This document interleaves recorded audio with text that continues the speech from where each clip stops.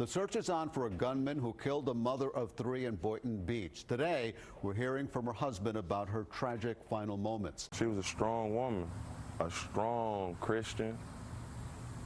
She kept me level. She was an entrepreneur. She came from nothing to something. I held her in my arms. She was alive.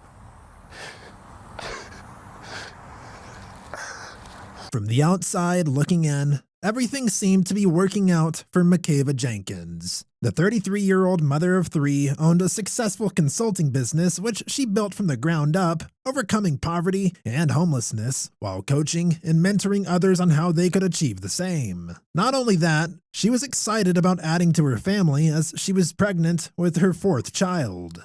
However, on June 29, 2017, her life would come to a tragic end when someone would break into her Lantana, Florida home and shoot her in the head, killing her while she was asleep.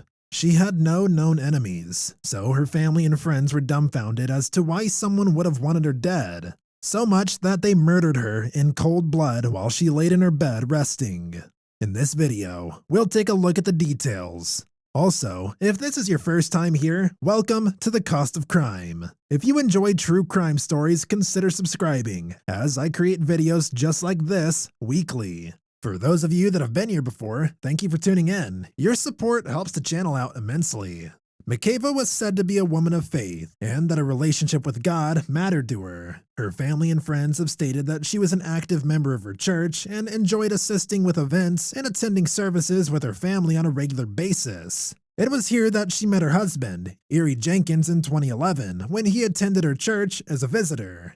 Makeva was a barber by trade, and in the early days of their relationship, it seemed like they were the perfect couple. Makeva worked hard to build her brand, and Makeva repeatedly did what he could to support her. However, as a barber, Makeva did not make anywhere near the money that Makeva did while they dated up through the time they were married. That being said, Makeva was the breadwinner and took financial responsibility for much of their family's lifestyle. The pair lived together in Lantana, Florida, where they raised their three young children.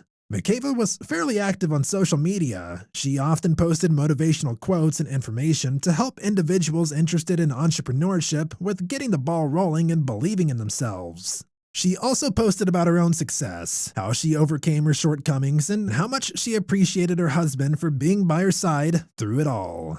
One post on Facebook that she made referring to Makeva read, "This dude is always by my side. I'm finishing this business plan and he's right here at 4:30 a.m. I love him."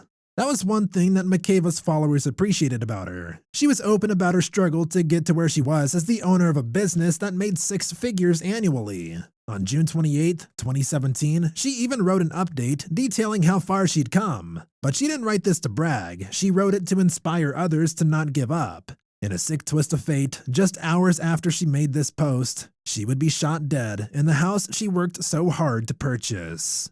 At roughly 1:30 a.m. on June 29, 2017, a masked gunman broke into the Jenkins residence. He forced his way upstairs to where Makeva was sleeping and shot her one time in the head, killing her. There were several other individuals at the home at the time, but nobody else was hurt, nor was anything of value taken from the house.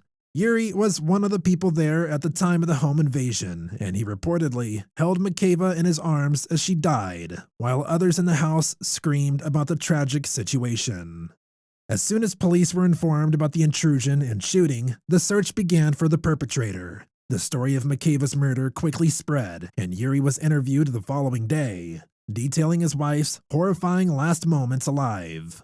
He described Makeva as a strong, devout woman who kept him grounded, and was a good mother and wife. Makeva also admitted to being stuck replaying his wife's last moments alive, but he now needed to focus on the children. Relatives of Makeva were crushed by the news of the death, with many wondering whether her last Facebook post had something to do with her murder. Months went by with few updates on the case because, as I said earlier, she had no known enemies and it didn't appear that the individual that killed her was there for a robbery.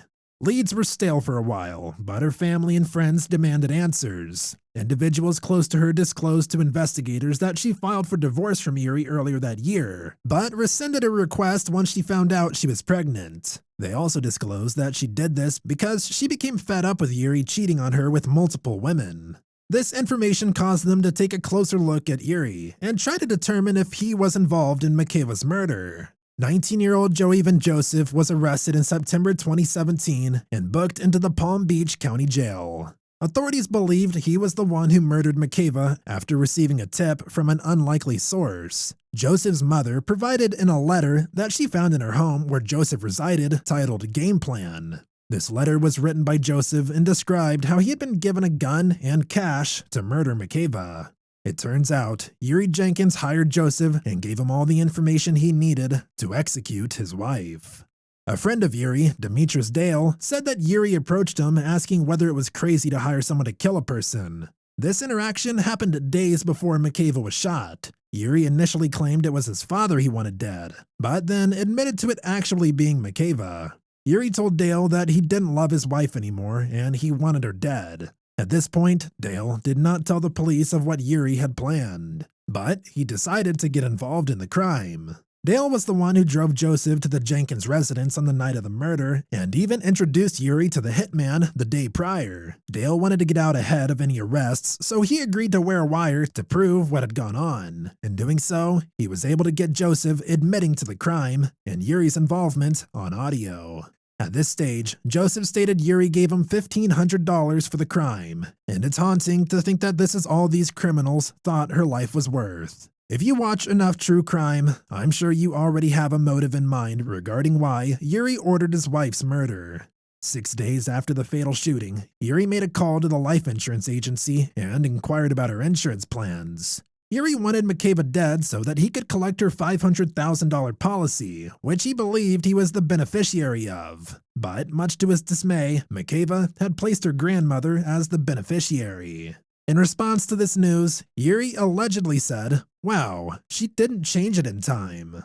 Joaven Joseph was indicted by a grand jury on August 31st, 2019. He was charged with first-degree murder. In order to help the state's case against Yuri and get himself less time, Joseph agreed to testify at Yuri's trial. Yuri maintained that none of what Joseph said was true, but the evidence was clear as day. He too was charged with first-degree murder, and his trial was set for 2022. Yuri, did you kill your wife? No, I didn't. You said you were innocent. I am innocent. Well, then what happened? God will vindicate me. What do you have to say about this, Yuri? This is some bull. God will vindicate me. You say you're innocent? I'm innocent. Yes, I am.